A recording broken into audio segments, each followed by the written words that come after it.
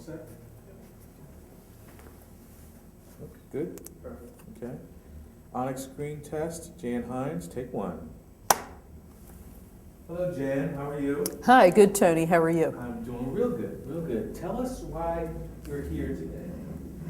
I'm here to read for the part of Captain Laura Zinn in a film called ONYX, which is, I guess, overall about the struggle of a cop who loses his partner and the attendant guilt feelings and sense of responsibility that he finds with that, and how it kind of drives him to sort of skirt the edge of written law and try to make peace with the situation, do his partner right, because he feels obviously that he owes him, he feels a sense of responsibility, and he also has some personal issues that he has to work through.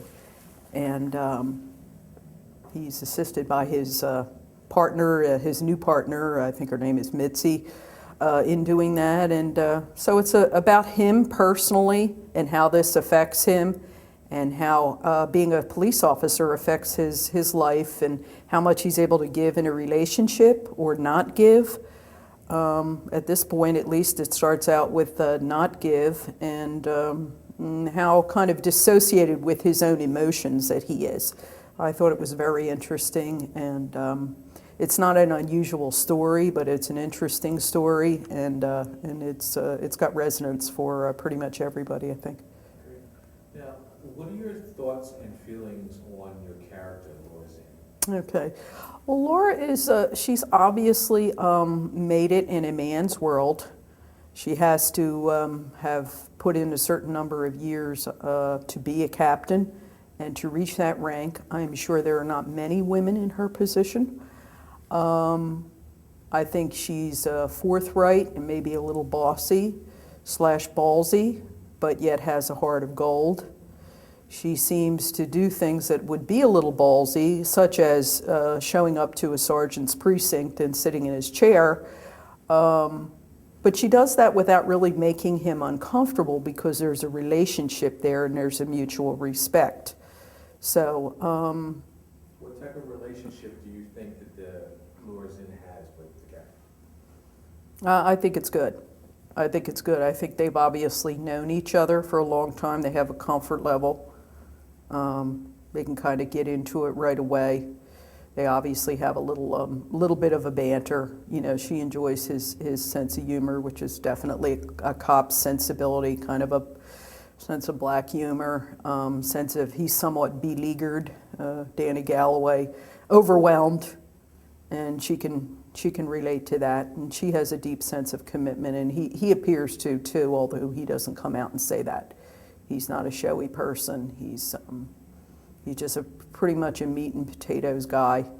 He can be relied upon. He has character, and I'm sure he's put in a lot of years too in order to, if I remember correctly, be a sergeant. He must have, again, also applied himself, also put in a certain number of years.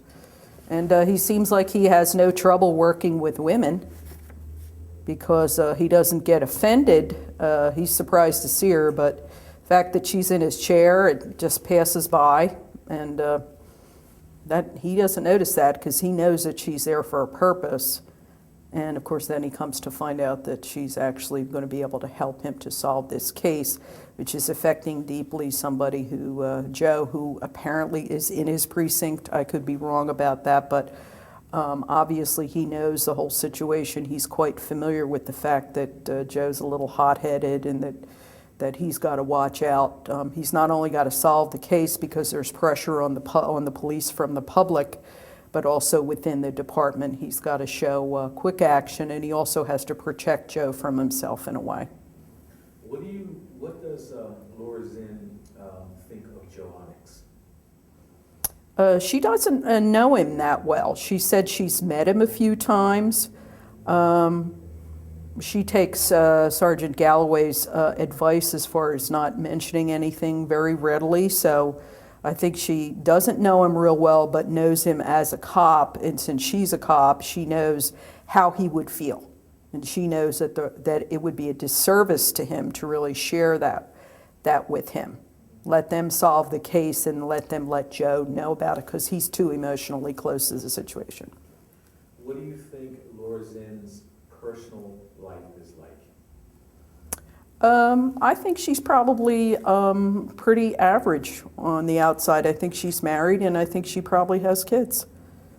I think she seems comfortable with herself. So I think she was able to balance career and home life. She doesn't seem one-sided because she has that tenderness in her. You know. How is Laura Zinn with criminals, do you think? How do you think she would handle a criminal in her earlier days? Mm-hmm. I think she would have been tough, fair, and firm. I don't think they would walk over her. I think she would know better, but I also don't think it's lost on her that sometimes you will find criminals in a situation where it's really a waste type of thing, and they've thrown, their whole lives away, either through their own foolish choices or being influenced by others, or both. And I think she thinks it is a waste, but she's going to deal with them, and they're not going to get over on her. Good, very good. Do you have a monologue of anything? Yeah. Mm-hmm. Okay. Sure. Let's hear it. Okay. Okay. Stand by. You have a moment to prepare. Okay. Stand by.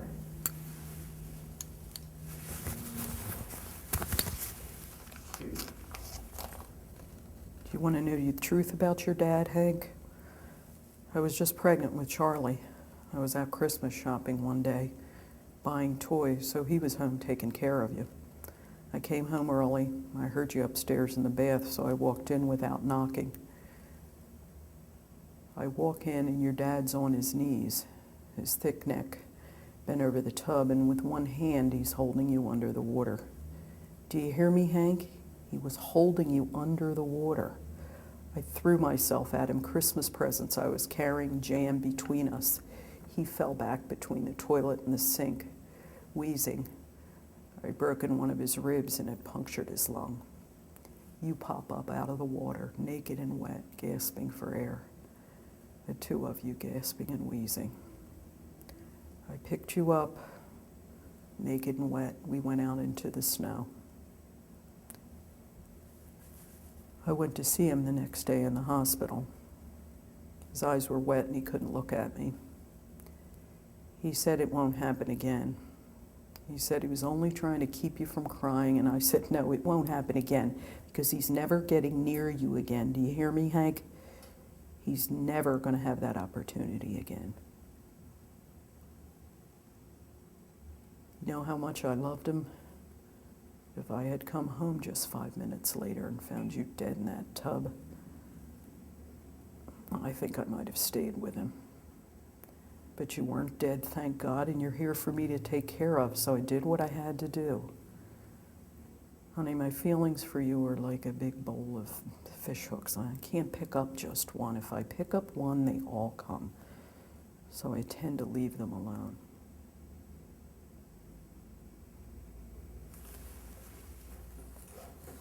Very good. What do you feel that Jan Hines brings to this independent movie and also to the character? Okay. Well, I think I can identify with Laura in the sense that I was also pretty much in a man's world most of my career, although I did not marry and have a family.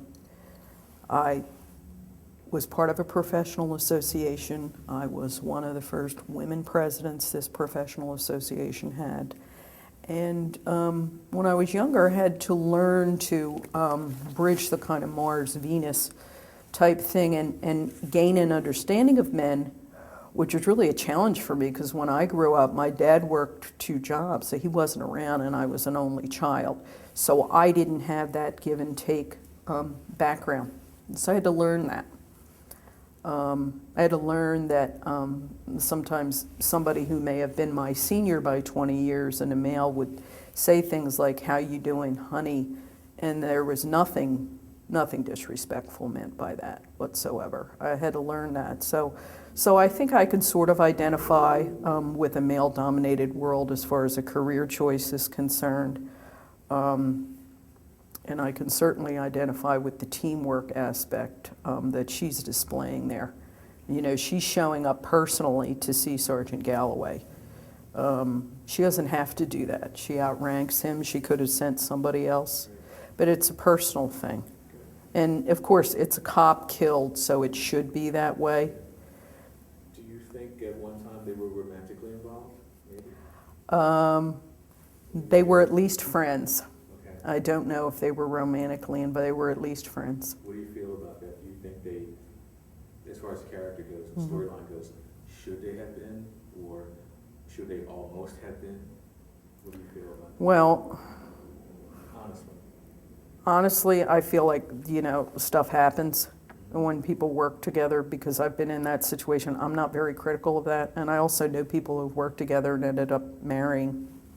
So I'm not critical of that at all, even though it may be against the rules, because I think when you're under that kind of an emotional pressure cooker in that kind of a situation, which also has public view, and you're literally under the gun every day, I just have to think that you would be much more, actually more likely to do that than you would be in a regular 9-to-5 office type job, where the stakes are very high. And the free time is such that you tend to hang with people who are also, you know, police officers. And I think it's more likely to happen than not, so I think I don't see anything wrong with it, although I'm sure at some point it's got to make things tougher, especially if now she outranks him now. Suppose that at one time she were his supervisor. yeah. You know, Yeah. that really wouldn't be good for either of them, Yeah. you know. Let me know how you think about this. I see Jan Hines / Laura Zinn as sort of, what's the actress's name on Boston Legal? Is it Candice Bergen? Yeah. Yeah, Yeah. I see your character, looking at you physically, Mhm. and also hearing you talk about the character and your insight. I see you as being a little bit of a Candice Bergen type, as far as an enigma, because there's a stylish person, but still in a dirty cop kind of role, and it works for you. You know, how do you feel about that? I would agree with that, because my impression of the Candice Bergen character in Boston Legal is tougher on the outside than on the inside. And obviously she still behaves like a woman in very many ways, but she has also, again, reached a pinnacle in a profession which at least at one time was male-dominated. I don't know that that's the case now or not, but, you know, so I would see similarities. Okay. And Laura Zinn, as a police officer in the general sense of the word, how do you think she would react or respond in a criminal apprehension scenario? How do you think she would act catching a criminal or going after a criminal? Okay, well, I would think in her current position that she's not a detective, she's a captain. So I think she's going to be observing and directing detectives to do their core competency, interviewing the perp. She's going to get with them and say, okay, what do you think? They're going to say to her, I think this is the perp, or I think that this is a perp's friend. I think this guy can tell us who the perp is. I think she's going to be aware of the network of informants, but I think she's going to have to be hands-off, because they have to do their jobs. That's not her job. Her job is managing them and probably managing the media. Talking to the police commissioner, that's where his calls go. They don't go to the detectives. So she's more of administrative capacity. Right, Okay. right. Okay, good, very good. Okay, so in closing, what do you think overall, I know I asked this before, but I'm gonna ask it again. Overall, what does Jan Hines bring to the movie ONYX and the character? I would say a sense of passion and identity and closeness and feeling for it. I think, you know, I could do the backstory basically. First time I read the script, I think it's very well written and it's easily understood. I think I think my experiences both in personal life and with the acting would lead me to give a good performance. Good, very good. How do you feel about, at some points in the story, to improvisation based on what you already know about your character? Well, that would be great. I thought of a few things. You know, Galloway's, I'm assuming he's Irish, so I thought of a few things like a little bit of the banter, like when she says to him, "Oh, Danny, you're still a charmer," or "You're such a charmer." You could say, "Oh, Danny, me boy, still a charmer." Okay. You know, sort of giving it back to him a little bit, but in a lighthearted way. Sure. You know, I think she's probably one to, I would improv a few maybe touches because I think that there's that warmth there. I don't see him doing that because I think he's probably more mindful of the rank thing than she is. Yeah, I think that that's got to add. I think the script's a framework. You know, and then again, the director is in charge, and if he feels it doesn't work, then it doesn't work. But I think the script is really a framework. It's like a net that you place your ideas on. And when you're reading with somebody else or performing with someone else, this brings whole new things too. You know, what they look like or what they think, how they come off can lead to a whole bunch of new ideas on that score too. So I think that would really make it real, because no matter what you do, to me, if you're reading, cold reading, or if you even know the lines, I know these lines quite well, listened to them many times, or you're doing your monologue, if you're doing it exactly like it's written, it tends to sound stilted and forced, because people don't talk that way. People say dees, dem, and does. Philadelphia, I guess they say yous sometimes. You know, they do that, and they're offhand. You know, they're not worried about enunciating. Good. And one last thing. Why do you want to do this? Why do you want to do ONYX? Well, I think it's a great script. I think it talks about the city. I can picture the different areas. I know some cops. I can picture, you know, researching the role with them and asking what they think. I lived in West Philadelphia for a while, so I know that area quite well, so I picture that when it's so identified with this city that I think when you can see that in your mind's eye, that it also brings you as a lifelong resident into the emotional areas where you were when you lived in those areas, or when you saw those areas, wherever, when you've gone back to those areas that meant a lot to you. What you were going through at the time. And I think that makes it more compelling to a local audience. And I also think the city can be a character in the film. Absolutely. Because this city is so, you know, it's so based in history. And it's such a, you know, from colonial times on, it's such part of the national history. It reflects the different ethnic groups that came over here through Ellis Island, et cetera. And it's, I just think it's a very American, typically American city and typically American story. Because I don't think cops in other parts of the world, like, they have some similarities, but I don't think that they have, and this could be ignorance on my part, but I don't know that they have that that camaraderie or that real sense of brotherhood like they do in the States, and particularly this area. Or Boston, I think I think a lot of it's ethnic. Yeah, I agree. Good, wonderful. And what's your name? Jan Hines. Okay, and what do you do, Jan? I'm an actor, but I make a living as a purchasing manager. Thank you, Jan. Okay, thank you very much.